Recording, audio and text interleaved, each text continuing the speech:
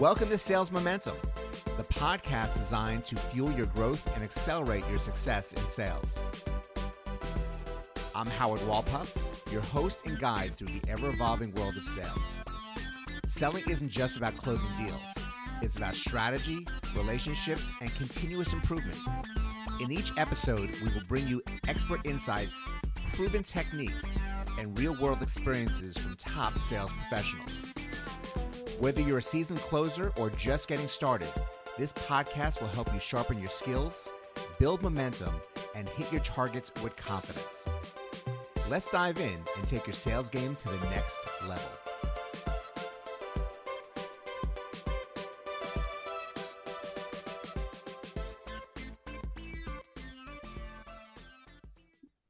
Welcome back to Sales Momentum. I'm Howard Wolpoff, your host. And today we're going to talk about setting roots at a company and really developing not just your own sales comfort zone within that situation that you're working in, but really having a hand in the whole development of the sales and the marketing of the company. We're very fortunate to have someone who's been working at their company since 2009 and really has set roots there and developed a number of processes that are driving their sales and helping their retention, but also standing out within the industry. My guest is Sandra Antoun. She's from Vintage IT Services, which is the premier provider of managed IT services in Austin, Texas.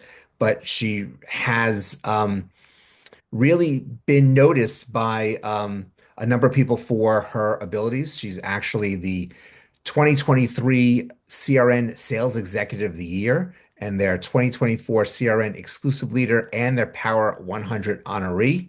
And I think there's just a lot to learn from someone who's been at their job for a long time and been successful at it. So Sandra, welcome to our conversation today. Likewise, thank you so much for having me. Well, it's always interesting to see someone who's been at one place for a long time. A lot of people will jump ship. They'll find different reasons, whether it's money, whether it's just different, trying to climb the ladder to improve themselves. But you really have found a home at Vintage IT Services and made not just the best for yourself, but really the best for the company in helping in their growth. Yeah, I have. I've been here for a while. I always say I feel like I grew up here. Steve and Cheryl Haynes, they own the company, and they've become a second set of parents for me, if you will. But yeah, that's where I'm at.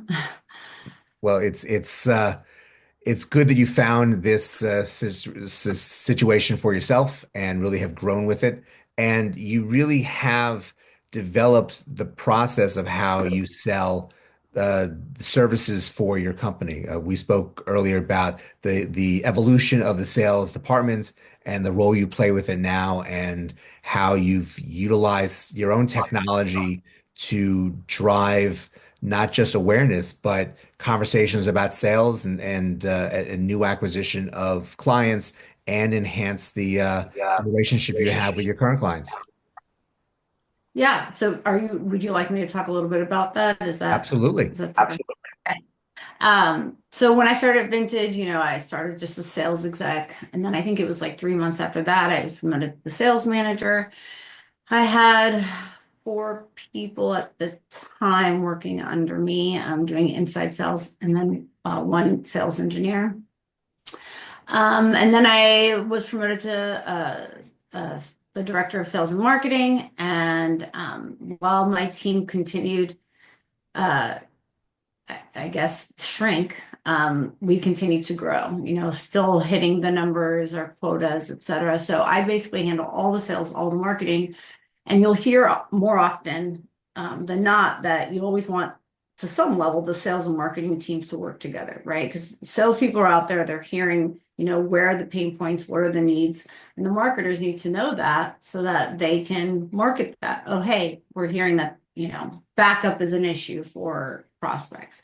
Let's talk about that in our next newsletter. Let's market it. What can we do? What campaigns can we develop around that? And so now I'm a party of one.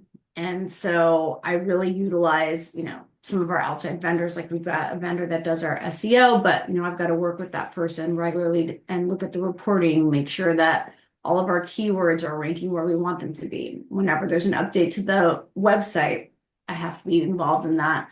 Or if we add a new service, I got to make sure that's up to date and reflected on the website. We also do a weekly newsletter that's been going out even before I started. And I started in 2009. Business opened its doors in 2001. And we've got about 29,000 email recipients. And we've been sending out a newsletter every Thursday since, like I said, for 20 years.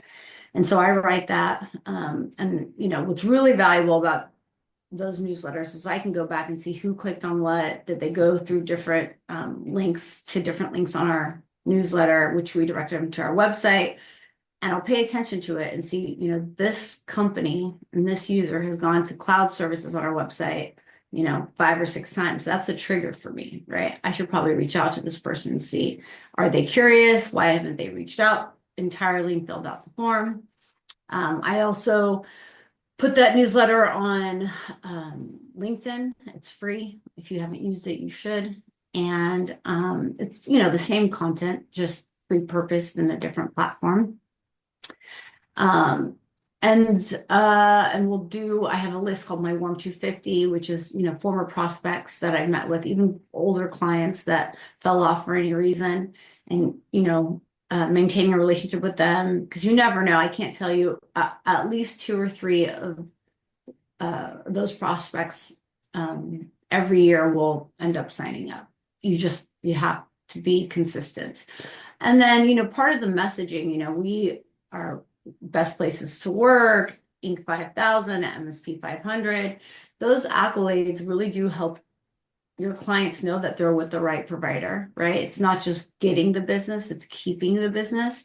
And as I mentioned to you earlier, if you want world-class service, then you want to be with a world-class MSP. Just like your CPA or your attorney, IT is just as important. If your users can't work, then nobody's working, and you're losing money at the end of the day. And so we try and let our readers know, this is who we are. We're not going anywhere. We're here to help. We're local. We are the largest locally privately owned MSP in Austin. There's been a lot of M&A recently. So, just having our hands dipped in wherever we can and making sure our presence is known in the Austin metro area is part of what I do. Well, it's great that how well that's developed. And it's fantastic that just focusing on the newsletters, 30,000 people signing up to a newsletter and staying on a newsletter on a regular basis is an incredible accomplishment. It really is just the way to nurture that and to get people onto it, the way to grow it is all a process, all a lot of work. That just doesn't just happen. So it's a real Yeah. compliment in doing so, but also the fact that you're able to utilize this as a tool. They're telling you all their secrets based on where they're clicking and what they're needing more information on, which really leads you to the right conversation to have with them. It's not just a general IT conversation. You know the specifics that seem to be trigger points in their mind. Yeah, and I think it's really important to note one of the things that I've been keen on since I started the newsletter is not just talking about what we do and trying to sell. It's called Tech and Tunes, your weekly dose of tech insights and classic tracks. And so we'll include music, we'll include a quote from, any kind of inspirational quote from, a writer, a president, anybody who's, I guess, well known. And then I just added something called Austin Bites and Sips, and that's where we'll recommend a local restaurant or bar. And it's people now are getting more than just boring IT. And I say boring because not everybody really, it's not for everyone, but it's still necessary. And so you're bringing value to that person, right? Oh, there's a new restaurant. Oh, what's locally? Well, sometimes I'll include, there's what's going on, like this last newsletter talks about free week in Austin. It's a free music week. You can go see concerts, music all week for free. And, giving value to them outside of just, hey, this is what we do. I do a lot of tips and tricks. I can't tell you those emails, those newsletters get a significant amount of clicks because down to 15 things you didn't know your iPhone could do. I mean, you'd be surprised. People are going, and they're like, well, I want to know, well, what am I missing out on?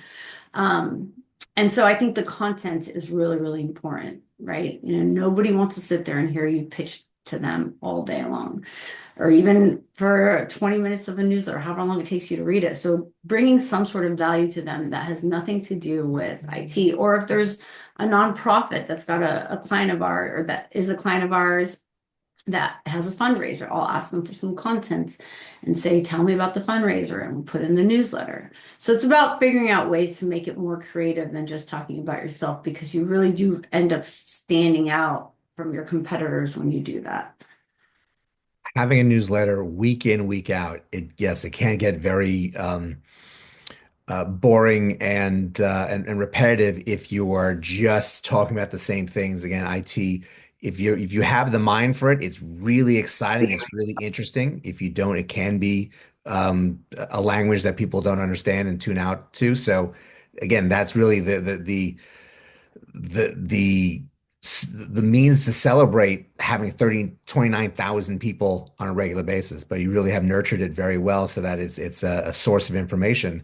And obviously people are excited about that. Even so, the LinkedIn newsletter is you're finding ways that platforms are providing you to get more in touch with your audience. If people don't know, if you just put a post on LinkedIn, the algorithm will decide who's going to Who's going? see that post and how many.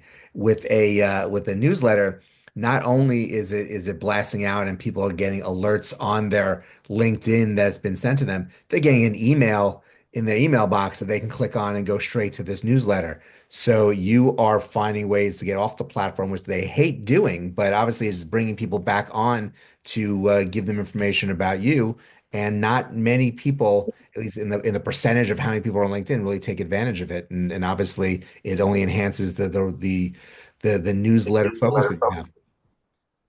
Yeah, we actually, after I sent out, I don't know, this was a couple weeks ago, somebody who was another MSP who I met at a conference reposted our newsletter, but just said from a very well-known MSP, didn't say, where, but obviously if you were to read the newsletter, you would see it. And I thought that to me was a pat on the back, because I just started doing the LinkedIn newsletters in 2024, and that's still growing. But for another MSP to repost a competitor's, post, that's our newsletter, is a big deal.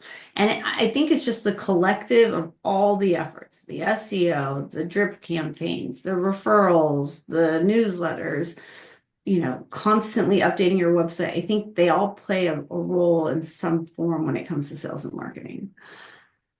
It definitely does. It's more than just one thing, and it's great that you have hands in both the marketing and the sales to really tackle all of it. But when you're having these conversations with companies and decision makers in the companies, obviously they all may have different things that they're looking for, but where does what is it you're finding closes them the best? What is it about what you're going to provide them? What is it about the answers that you're providing to the questions that have really been bothering them that really help seal the deal to help your company grow? That's a really good question. I think the first thing is the nurturing of the relationship, right? People want to do business with people they like. I mean, from a scientific level, when you engage with somebody and they like you just as a human, oxytocin is released in their body, and that encourages them to want to continue to engage, but also solving their problem, not just trying to sell, well, this is what we do, take it or leave it. It's like, okay, we're having a problem with backup. Okay, well, this is how we back up, and this is how you'll stay secure. You've got 3 locations where your data is backed up. So, COVID, or we had a snowstorm a couple of years ago. And what do you do in that situation? And so showing them it's like going to see the doctor.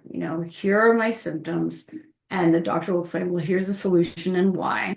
Um, and then making it, we like to consider ourselves a boutique managed services provider where we can customize, solutions based on your needs. But there is a basis, right, to any business. You have to have a good firewall, a good backup, and what's the other one? A good antivirus. And those are just minuscule basics. And without Sure. that, you're really business open up, vulnerable to bad actors. Um, and I think another big key factor recently, at least in the last 2 years, there's been a ton of M&A going on in the MSP vertical.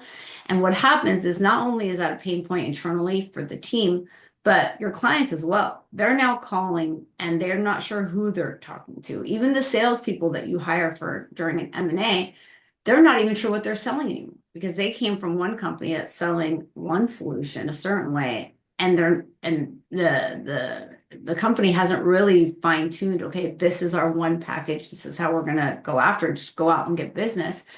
And what I've heard from, I think I brought on, I think it was like 6 clients from an M&A that happened 2023, last year, 2024, Jesus. And were experiencing that they weren't getting that same personal touch from their team.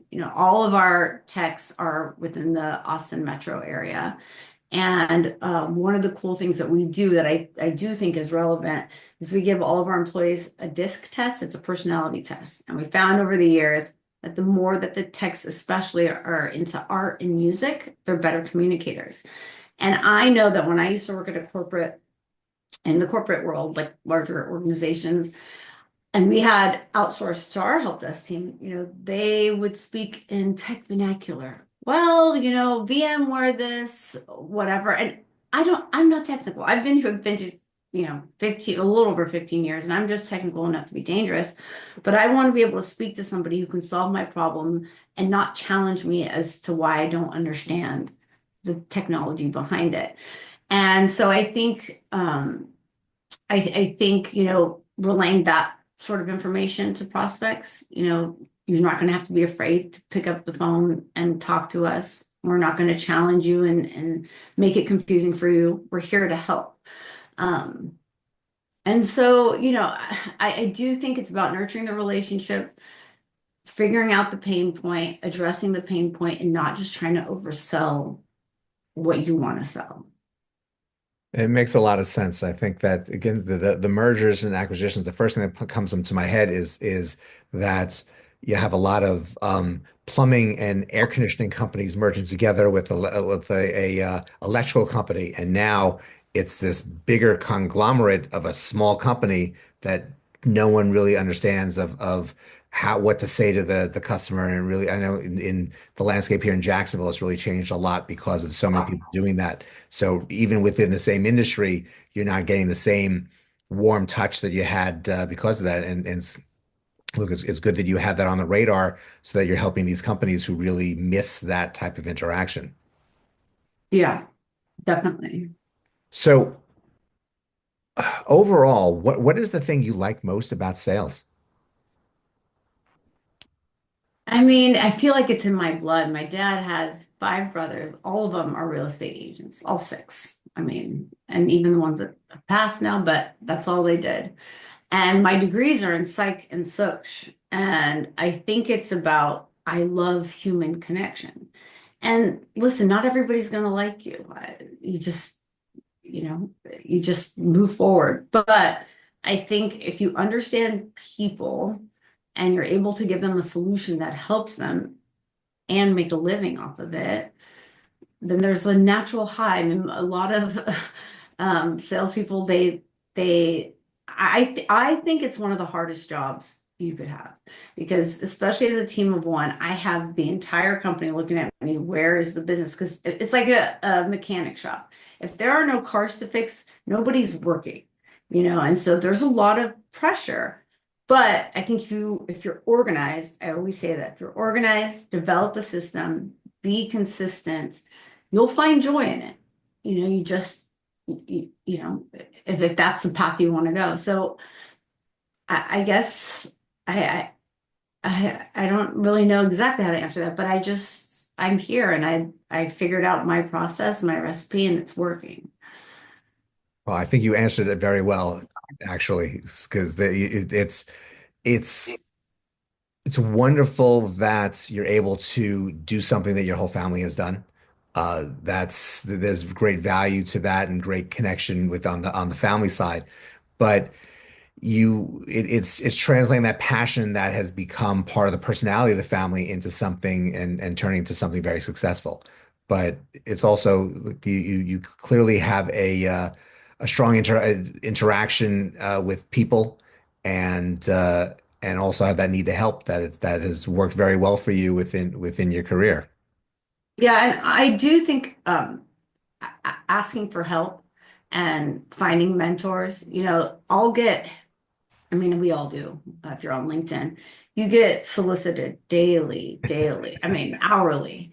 And whenever somebody reaches out in a unique way, I think I want to hear this person pitch because they got me listening. And I'm pretty, I've seen it all, or I think I've seen it all, as far as, sales pitches are concerned. And, I just signed up with a vendor right before the Christmas break because the salesperson, they wrote something that I thought was really interesting. It was something that I was really looking for. They said something specific. So I was willing to take on that call. And the person pitched us really well. And I take a few notes. I took a few pages out of his book. I thought that was impressive. So, you know, listening to other people, taking the time to see what they have to offer. Not, and we don't all have time for that, but don't just ignore it. And then through that, you can find mentorships or if you network or whatnot. And that's really, really been a large part of my success is humbling myself to say, hey, I could use some help here. You'd be surprised how people will just open up, their books, their knowledge, their time for you. Yeah, it's LinkedIn is a mixed bag where it can be really.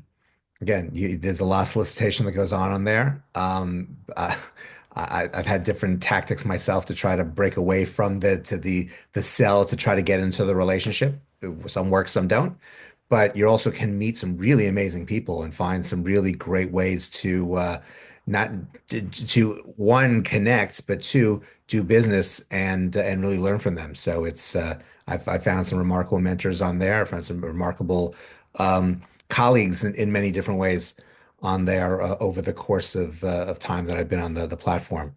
And Yeah, I think that's really in life. You want to find people that can intrigue you and make you think and help you bring more value to the tables after having that interaction with them. absolutely.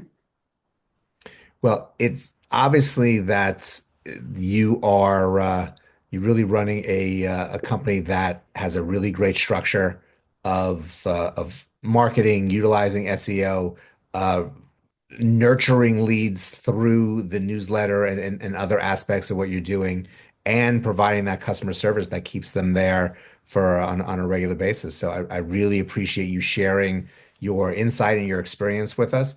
And Sandra, if people want to get in contact with you, what's the best way for them to do that? Well, you can email me at santoun at vintageits.com, or you can just go to our contact us page on our website, www.vintageits.com, and reach out that way, or you can find me on LinkedIn, and I'm happy to chat with you. And everyone should go and click to sign up to that newsletter so they can get all the tips and Yes. know exactly what to do and where to eat when they go visit Austin, Texas, Yeah. if they're not there or in driving distance already.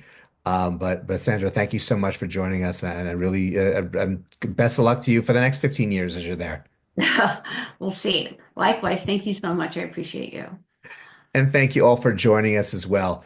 it really is great to set roots because when you're set roots and you're in a place that you really have a great relationship with the ownership and everyone around you, you can do some great things and really develop some great programs that help build the business, help nurture relationships with your clients, and really look back and something to be proud of over the course of your career.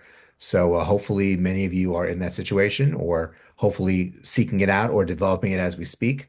But if you're not, keep your eye out. Hopefully you can find that right sales scenario. But go out, have a great rest of today, and we will see you next time. That's a wrap for this episode of Sales Momentum. I hope you picked up valuable insights to fuel your sales success.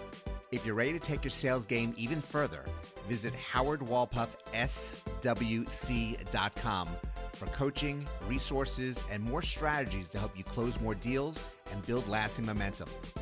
Thanks for listening. Don't forget to subscribe, share, and keep pushing forward. Until next time, keep selling with confidence.